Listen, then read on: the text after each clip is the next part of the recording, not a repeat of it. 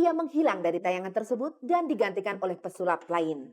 Ada apa Dedi menghilang dari acara Impresario 008 yang telah membuatnya terkenal itu? Sebenarnya bukan menghilang, tapi sebenarnya kan gue lagi bikin acara baru ya, acara baru yang ditanganin oleh RCTI juga, objekan baru lah katanya. Nah itu berupa paket sebenarnya, paket acara saya sendiri sekitar 30 menit, acara durasi 30 menit. Nah itu dalam melakukan itu, saya butuh melakukan sebuah persiapan-persiapan kan.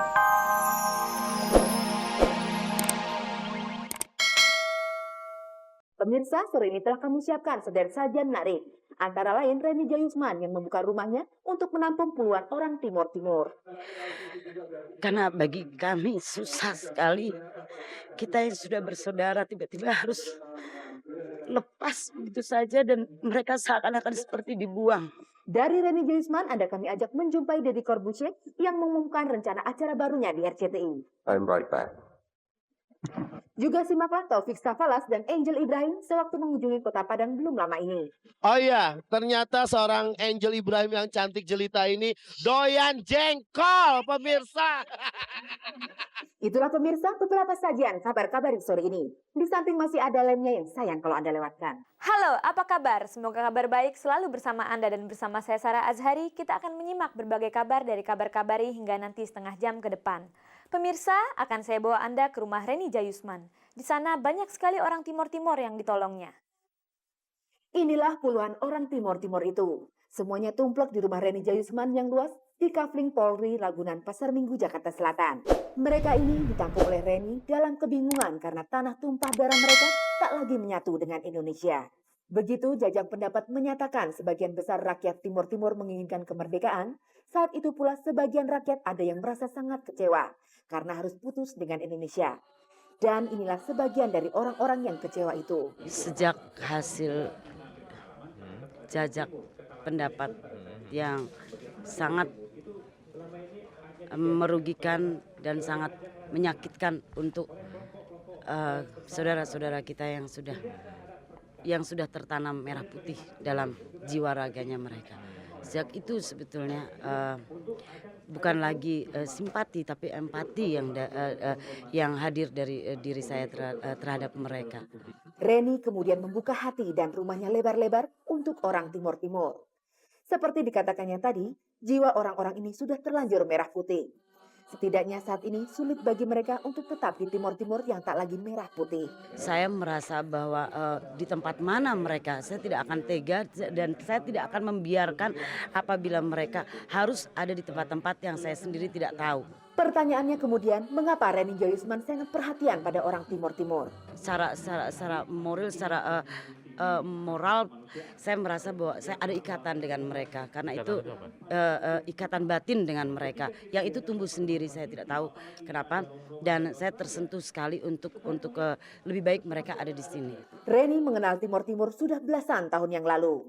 Begitu pertama kali menginjakan kakinya di sana, waktu itu ia langsung terpesona. Bisa ceritain nggak seberapa dekatnya sih Anda dengan Timur Timur? Paling nggak sudah berapa kali Anda ke sana dan apa yang Anda lakukan di sana?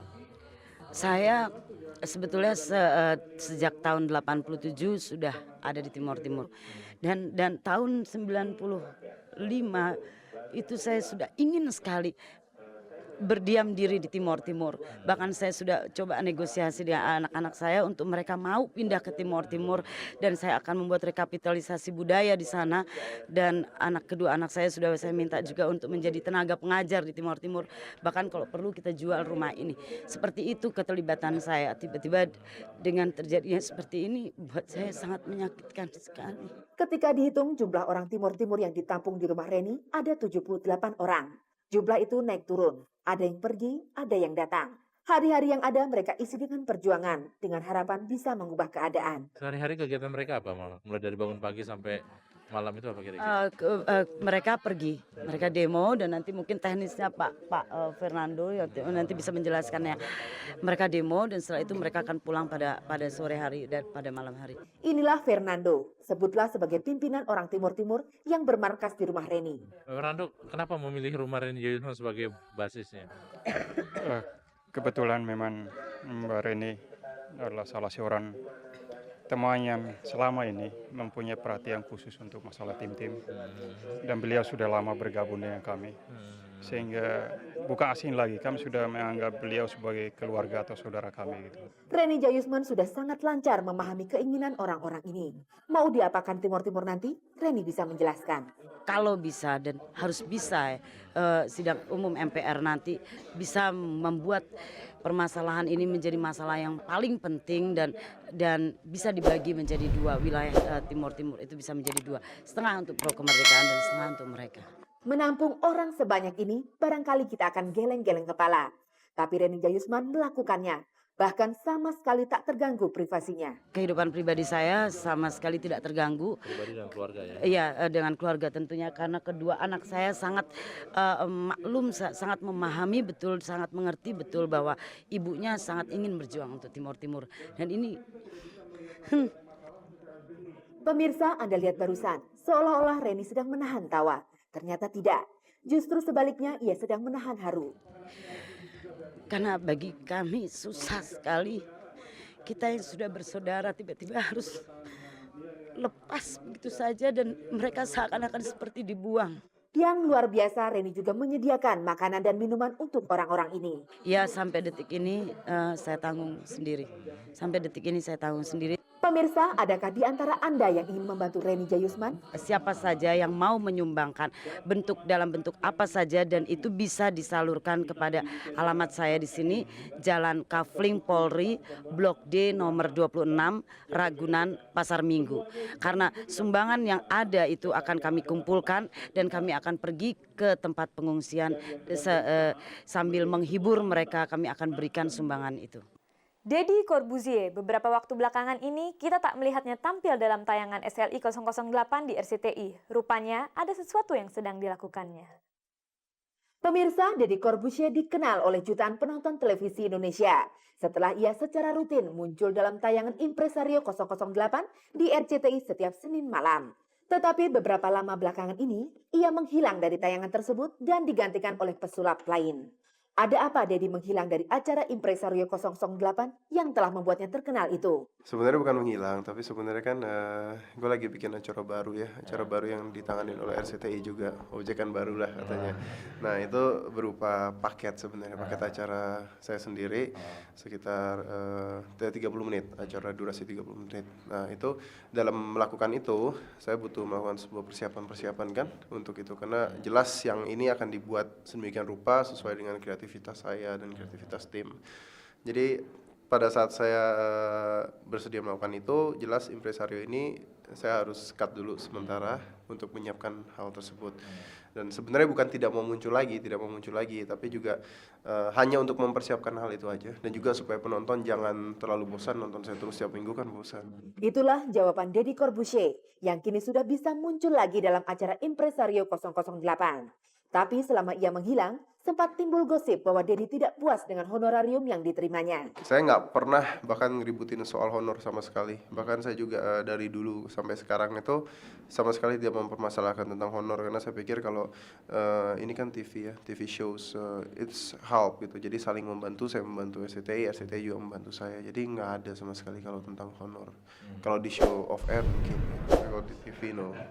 Begitulah pemirsa, kita bisa melihat lagi Deddy Corbuzier di Impresario 008. Dan juga kita tunggu Deddy dengan acara barunya di RCTI. Ya pokoknya bagi pemirsa, saya nggak pernah meninggalkan dunia inilah. Pokoknya I'm right back. Pemirsa, Anda masih bersama saya Sarah Azhari dan berikut ini simaklah kabar yang baru saja disunting editor kami.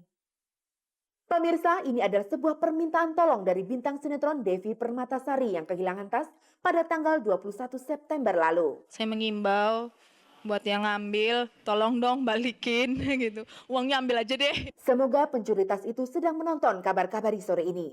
Silahkan ambil semua yang telah kamu curi itu. Tapi tolong kembalikan KTP dan SIM-nya. Tapi kan, aduh yang namanya ngurus SIM sama KTP kan sekarang aduh kayaknya repot banget ya. Belum lagi saya harus ngeblokir kredit card, terus menunggu kartu yang baru lagi, juga ATM saya gitu loh. Ceritanya saat itu Devi Permatasari sedang latihan bersama Kepra menjadi MC menjelang malam pemberian penghargaan Ikatan Jurnalis Televisi Indonesia kepada program-program berita televisi. Lagi latihan, tasnya ditaruh di depan Devi. Ya kira-kira jaraknya ada kali 2 meter, 3 meter lah dari Devi, yang Devi bisa liatin terus gitu maksudnya tadinya. Tapi lagi mungkin karena Devi lagi keasik latihan, jadi Devi sempet nggak merhatiin itu. Pas Devi selesai latihan udah hilang lah handphone dan dompet Devi. Dompet itu isinya KTP, SIM, ATM, kredit card, dan uang. Sekali lagi Devi rela semuanya itu hilang, kecuali tolonglah engkau pencuri, kembalikan KTP dan SIM-nya. Bagi Arswendi yang juga kita kenal sebagai bintang sinetron dan film, pentas teater bukanlah sesuatu yang baru untuknya. Karena ia memang berasal dari teater sebagai aktor. Tapi lain dengan Ine Febrianti yang kita kenal sebagai model dan makin dikenal lagi setelah ia terjun ke dunia sinetron. Bagi Ine, inilah pengalaman pertamanya main teater. Jadi sebelumnya aku nggak ngerti sama sekali ya tentang teater. Dan kebetulan banget nih, bagus gitu ya menurut aku, buat belajar tuh bagus. Jadi why not? I must try.